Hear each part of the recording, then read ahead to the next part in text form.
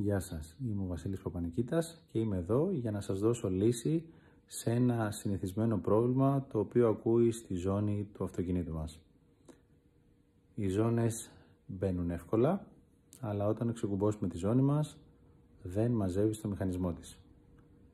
Τι θα κάνουμε λοιπόν για να δουλέψει η ζώνη μας καλά και να λύσουμε το πρόβλημά μας φτηνά, σωστά και γρήγορα? Σίγουρα δεν θα ρίξουμε W40 στο μηχανισμό.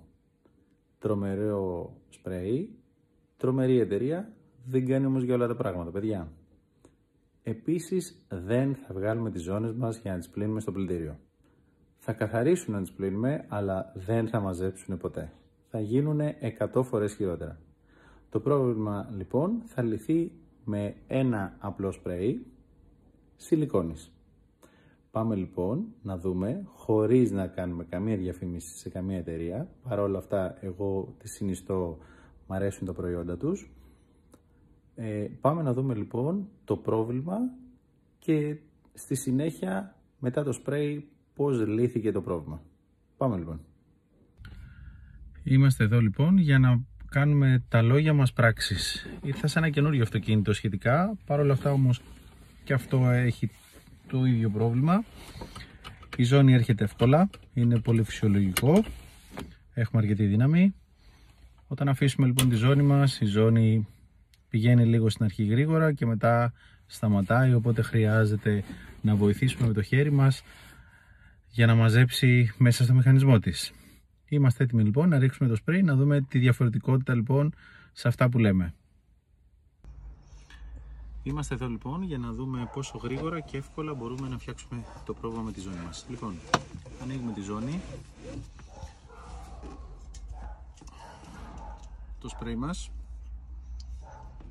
ψεκάζουμε λοιπόν ουσιαστικά από τη μία μεριά τη ζώνη,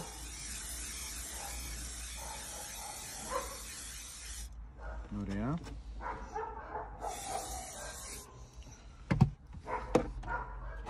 Και το ίδιο πράγμα το ξανακάνουμε ψεκάζοντας τη ζώνη από την άλλη μεριά.